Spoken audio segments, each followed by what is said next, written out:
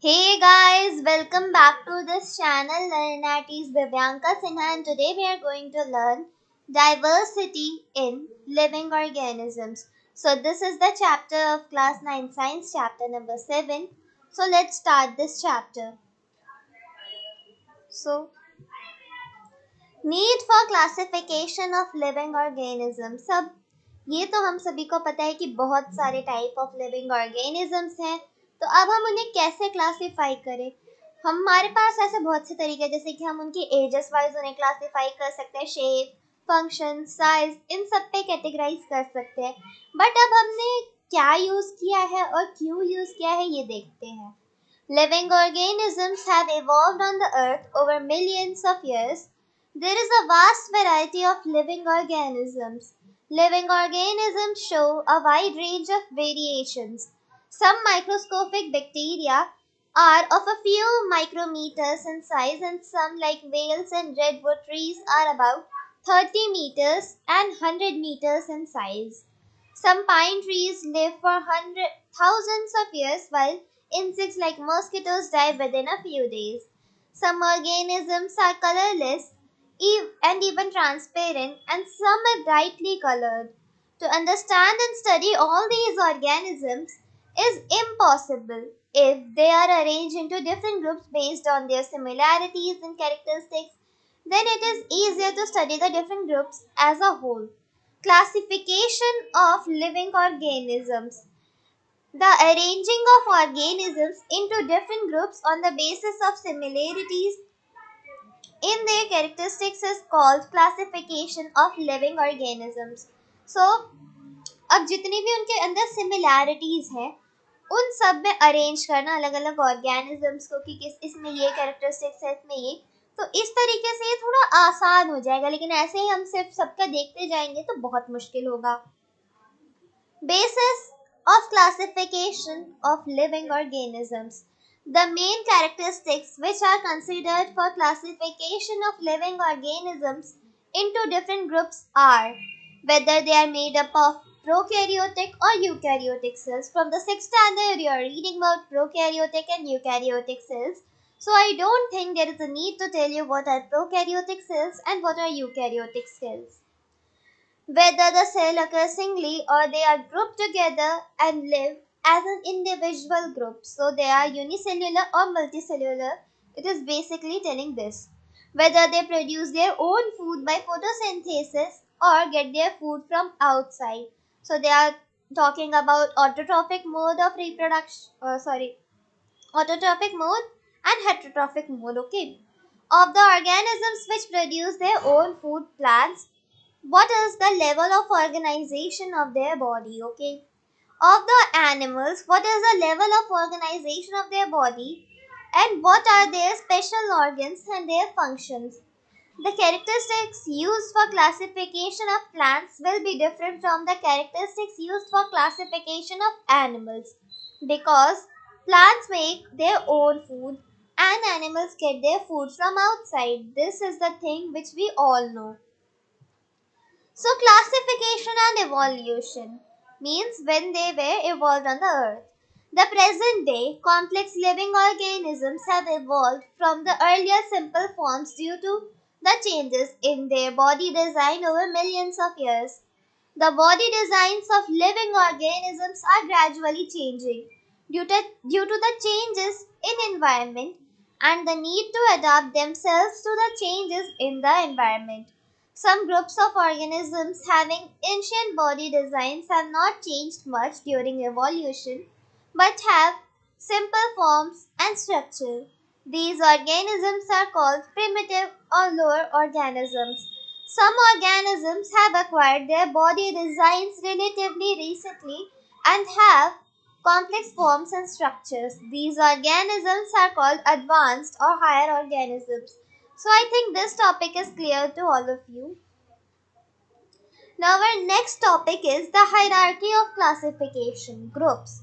Living organisms have been broadly classified into five main kingdoms. So we have five main kingdoms for the living organisms. They are Monera, second Protista, third fungi, fungi, बहुत से अलग अलग pronunciation के इसके veg होते हैं. Fourth, Plantae. Fifth, Animalia. Each kingdom has been further classified into smaller subgroups at various levels as kingdom, phylus for plants, division for animals, class, order, family, genus, species. They are all classified on the basis of this.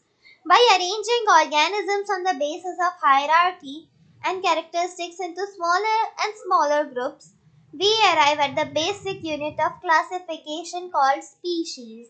Species. So, now what is species? Species is a group of organisms which are similar enough to breed and perpetuate. So, this is the definition of species. So, what do you understand by this? It tells us that there is a group of organisms which are similar enough. They are very similar but not totally similar enough to breed. For breeding they are similar and perpetuate. So these are the characteristics of species and these are the definition of species, or you can say this is what species is known as. The five kingdom classification of living organisms are divided into prokaryotes and eukaryotes. So for prokaryotes we have Monera, and for eukaryotes we have unicellular and multicellular. So with unicellular we have Protista, and in between this also we have to divide this with cell walls. Do not perform photosynthesis. They are fungi. Able to perform photosynthesis, they are plantae. So in organisms, they are only prokaryotics are known as Monera. Prokaryotic unicellular are known as Protista, and prokaryotic multicellular without cell wall is known as Animalia, and then Protista with cell wall which do not perform photosynthesis are known as fungi, and Protista with cell walls which are able to perform photosynthesis are known as plantae, or you can say it as plantae. So you can see pictures of all this. So kingdom of protists, protozoans, algae, kingdom of Monera or Monerans, bacteria, kingdom of fungi, mushrooms, yeast, mold, kingdom of plants, conifer tree, broadleaf tree, fern, moss, these are all examples. Kingdom of animals, insects, squid, horse, earthworm, sponge, and all of the above. So now let us come to our first kingdom, that is Monera. They are mostly prokaryotic, so they are the primitive cells. Unicellular, having only one cell, do not have a definite nucleus, so they have nucleoid, may or may not have cell wall. They can have cell wall and also can't have cell wall also. The mode of nutrition is autotrophic or heterotrophic, and I think you all know what is autotrophic and heterotrophic because you have learned these definitions at the 6th standard. So now let us learn their examples. Bacteria, blue-green algae, cyanobacteria, mycoplasma, etc. So you can see their structures also and examples also. I can prefer you to write this all in your notebook because it will become very simple when you write this all the things. Now our next kingdom is Protista. They are eukaryotic. Then they are unicellular. They are also having only one cell. Mostly aquatic. Aquatic means here watery animals found in water. Some have cilia or flagella which helps them in moving, and the mode of nutrition may be autotrophic or heterotrophic. This line is same as the Monera kingdom. Examples are algae, diatoms, protozoans, etc. So you can see their images also. Now you may be asking what is flagella and what is cilia. When you see some hair-like structures like this on Paramecium or any other organisms, you will notice this type of structure, hairy-like structure. This is called cilia, and flagella is like This type of thing, when you he moves like this, ऐसे move करते like S shaped. Okay. Next kingdom comes the fungi kingdom. They are eukaryotic, unicellular or multicellular. They can be unicellular and also multicellular. They do not have chlorophyll. So they don't have chlorophyll, so it means that they cannot perform photosynthesis and cannot prepare their own food, and they are heterotrophs. So that's why they are heterotrophs, because they can't prepare their own food. They use decaying organic matters as food and so are called saprotrophs. तो या फिर saprophytes कह सकते हैं. Their mode of nutrition is saprotrophic mode of nutrition. You have read this all the things. So now they used to get their food from decaying organisms or organic matter. Dead and decaying organic matter. You know this line. Now you will remember this, okay? Some of them live in association with algae. So many of them don't live in association, but some of them live with algae in association. They are called lichens. So those who are living in association with algae, they are called lichens. Examples are yeast, aspergillus, penicillium, agaricus, lichens, etc. So these are all the examples. Now let us move to our next kingdom. So our next one is plantae. Plantae name suggests that it is of the plants. They are multicellular, having more than one cell. Eukaryotes having cell wall. So they also have cell walls too. They use chlorophyll for photosynthesis. Because they have chlorophyll, they can do photosynthesis process for acquiring food or for making their own food. All plants are included in this group. So all the types of plants are included in the group of Plantae. They are divided into 5 groups. They are Thallophyta, Bryophyta, Pteridophyta, Gymnosperm and Angiosperm. So these are the 5 categories in which Plantae are divided. Plantae categories are divided, or Plantae kingdom is divided. Now our next kingdom is Animalia, animals. They include all organisms which are multicellular eukaryotes. So these includes all the animals which have more than one cell and are eukaryotes. Their cell are developed one without chlorophyll and cell walls. But they don't have chlorophyll and cell walls because they are not plant. No, we human can come in this category. They are heterotrophs. We are also heterotrophs, you know this.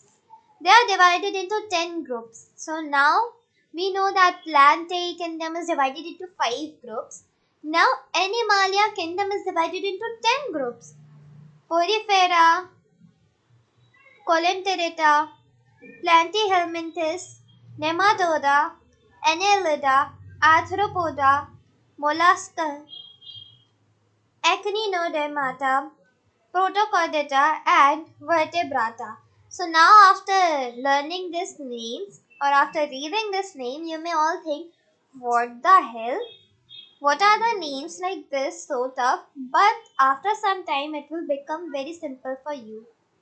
So now classification of plant or plantae. So we have learned that plants are divided into 5 different groups. They are Thylophyta, Bryophyta, Pteridophyta, Angiosperms and Gymnosperms. So don't read this like Pteridophyta, it is Pteridophyta. Thallophyta. In this group, the plants do not have well differentiated body parts. The plants are called algae. They are mostly aquatic, examples Spirogyra and many more, etc. So, in this type, Thylophyta, the plants do not have body parts like cell. Okay, I don't mean cell. Roots, stems, and leaves. They don't have this type of things. Like you can see on the images, also Spirogyra. You don't think they have some roots, stems, or leaves. So, Chara, you have seen this many times. So now let us move to the next slide. Bryophyta या फिर Bryophyta. In this group, the plant's body is differentiated into stem and leaf-like structure but there are no specialized structure for the conduction of water and other substances from one part of the plant body to the other. These plants are called amphibians of the plant kingdom. So now this group have some differentiated parts like stems, leaves and roots, but they do not have vascular bundles. So these type of plants are called amphibians or of the plant kingdom. So their examples are moss. You can also say this as Sphaneria, Marchantia, Riccia, Ericia, etc. Next है हमारा Pteridophyta. In this group, the plant body is differentiated into roots, stems and leaves and have vascular tissues for conducting water and other substances from one part of the body plant to the other. Example ferns, Marsilia, etc. So this group have have all the differentiated roots, stems and leaves. These are the basic ones. They have this body plants of the part, and they also have vascular tissue. You all know that there are two types of vascular tissues, a vascular bundle, xylem and phloem. So this pteridophyta have these things also. So examples are fern or Marsilia. You can see their images also.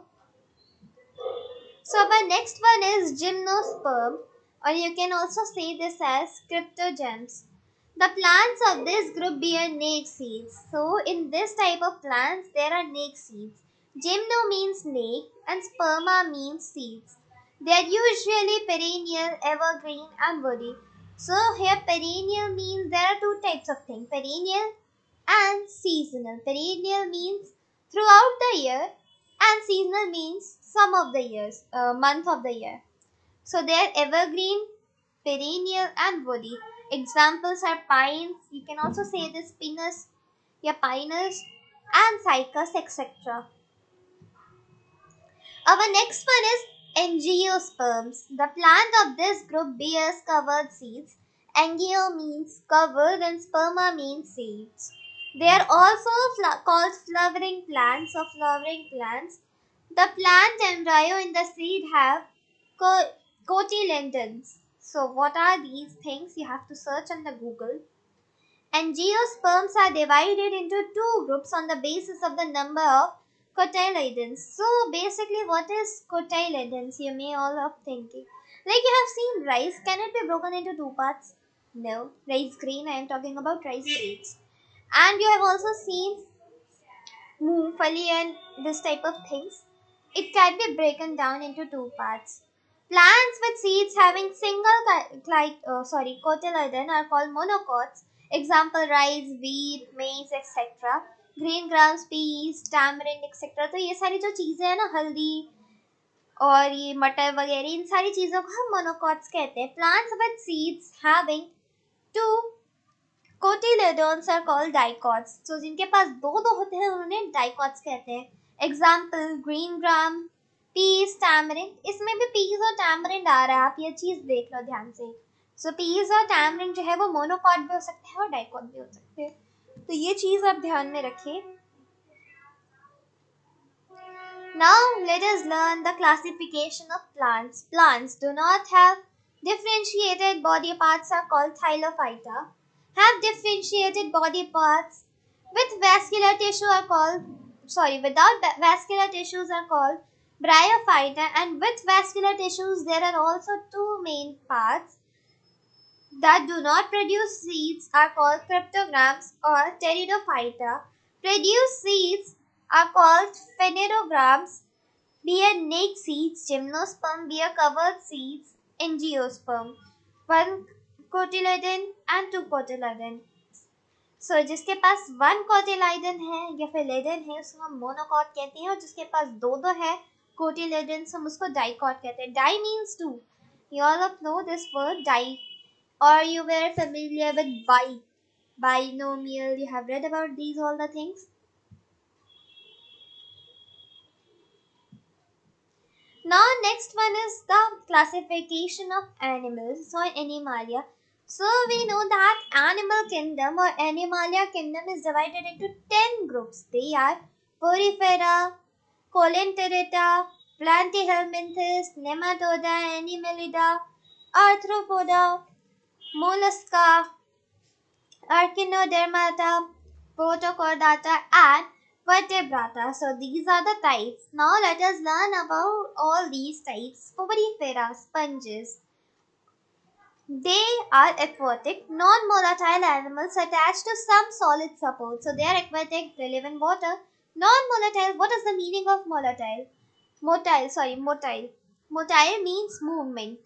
जो भी animals ऐसे move करते हैं ना, जैसे हम move कर सकते हैं, हम मोटाइल एनिमल्स हैं, बट कुछ जैसे मूव नहीं कर सकते, हम उसे नॉन मोटाइल कहते हैं. Attached to some solid support, they are also attached to some solid supports also.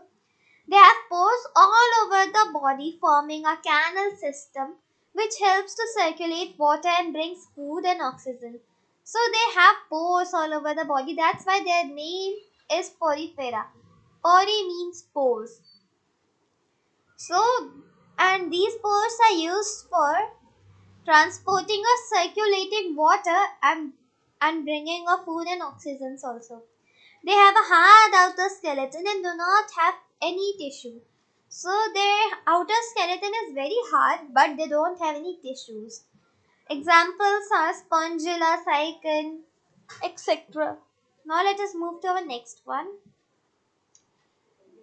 कोलेंटेरेटा. इसकी pronunciation आप जरूर देखें. कोलेंटेरेटा. Many of you will read it like coelenterata, but it is not the correct one. They are aquatic animals. They also live in the water. There is a cavity in the body. This cavity is called column. The body has two layers of cells, an outer layer and an inner layer. Some lives in colonies, corals, and others are singles. So those colenteretas, those live in colonies are called corals, and those don't live in colonies are singles like others. So examples are corals, hydra, jellyfish, sea anemone, etc. Now you have read about hydra so many times. Now you have to tell me how hydra reproduce. By which process? Now our next one is platyhelminthes or flatworms. They have flat body which is bilaterally symmetrical. So both right and left half of the body is similar.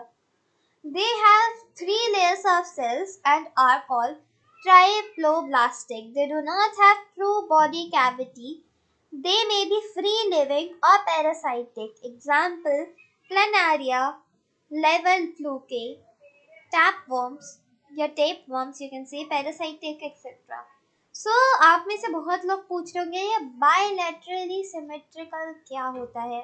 So देखो दो type की symmetries होती है. एक bilateral होता है और एक होता है रेडियल. तो रेडियल जो होता है वो जैसे आपने स्टार फिश देखा होगा, स्टार ही ले लो. तो आप स्टार को जब डिवाइड करोगे ऐसे सिमेट्रीज बनाओगे तो एक सिमेट्री से तो वो दो पार्ट्स में डिवाइड होगा नहीं. पांच पांच करेंगे तभी तो सारे अलग अलग टुकड़े में हो जाएंगे. और बायलैटरल का मीनिंग होता है जैसे हम ह्यूमंस है, हम अपने अंदर से हमारे अंदर से अगर एक सिमेट्री जाएगी तो एक ही सिमेट्री हमारी पूरी बॉडी को दो पार्ट्स में डिवाइड कर देगी. सो यहाँ पे बायलैटरल का मीनिंग यही होता है. आगे चलते हैं. Nematoda, they have cylindrical body like you can see in Ascaris or Wuchereria. The body is bilaterally symmetrical and triploblastic. They do not have true body cavity. They have tissues but no real organs. They are parasitic. Examples are Ascaris and Wuchererias. Pinworms, so you can say roundworms and pinworms. So you may have noticed these organisms in child. Sorry, wait. Next one is Annelida. Their body is bilaterally symmetrical and triploblastic. Now, these are the things that are repeating forever. They have true body cavity. They also have true body cavity. Their body is segmented. There is differentiation of organs. They are found in water and on land, so they are called amphibians also. Earthworms, nereis, leech, etc. Next one is arthropoda, joint-legged. They have bilaterally symmetrical body. The body is segmented. They have an open circulatory system. The body cavity is filled with blood. They have jointed legs. Example prawn, crab, cockroach, spider, scorpion, butterfly, housefly, centipede, etc. All the insects are included in this arthropoda. Arthropoda, joint-legged. Next one is our mollusca. Wait, I think I have to tell you one more thing about this. This is the largest occurring species on the earth. So this is the largest one, and the next one is the second largest. Mollusca. They have bilateral symmetry. The coulommic cavity is reduced. There is little segmentation. They have open circulatory system and kidney-like organs for excretion. They have feet for moving around. Snails, mussels, cheetone, octopus are all examples of molluscus. Next one is Archinodermata, spiny skinned. They are spiny skinned organisms. They are free living marine animals. They are triploblastic and have coulommic cavity. They have water filled tube feet which helps in movement. They have hard skeleton made of calcium carbonate or CaCO3. Examples are starfish, sea urchin, feather star, sea cucumber, a cucumber, etc. So, have you ever noticed sea cucumber? Next one is our Protochordata. They have bilateral symmetry and are diploblastic. They have coulommic cavity.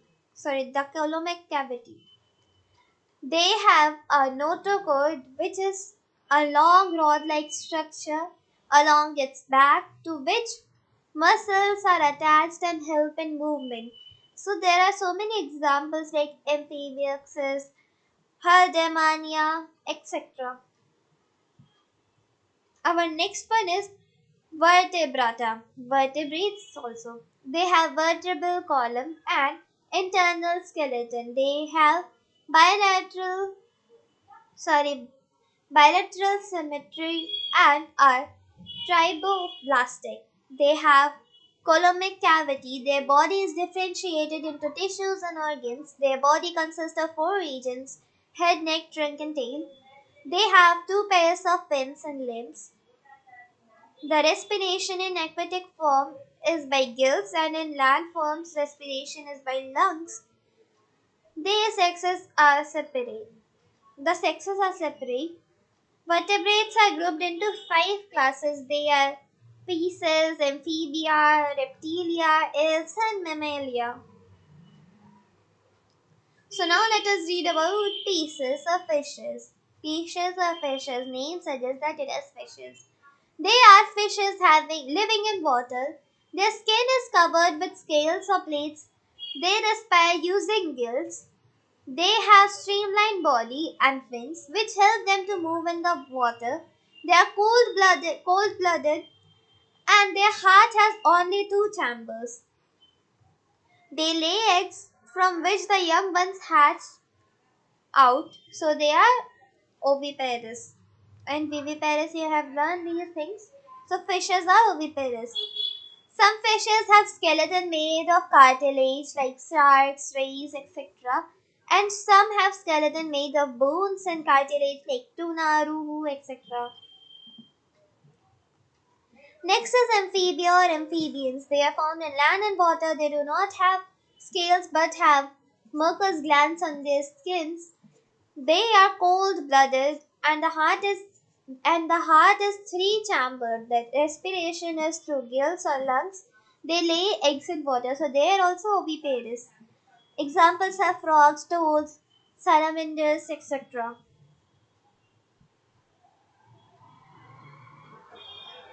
Next is reptilia. They have scales and breathe through lungs. They are cold-blooded. Most of them have three-chambered heart, but crocodiles have four-chambered heart. Except crocodile, all of them have three-chambered. They lay eggs with hard covering in water. Examples are snakes, turtles, lizards, crocodiles, etc. Next is aves or birds. They are warm-blooded animals. They have four-chambered heart. They breathe through lungs. They have an outer covering of feathers. Their two forelimbs are modified into wings for flying. They lay eggs. Example crow, sparrow, pigeon, duck, stork, ostrich, and all, etc. Mammalia or mammals. They are warm-blooded animals. They have four-chambered heart. They have mammary gland for production of milk to nourish their young ones. The skin has hairs and sweet glands. Most of them give birth to their young ones. Some of them lay eggs like platypus and echidna. So mostly they are viviparous. Examples are cat, rat, dog, lion, tiger, whale, bat, humans, etc. So you all may have thinking, are bats really mammals? Yes, they are really mammals. So now let us move.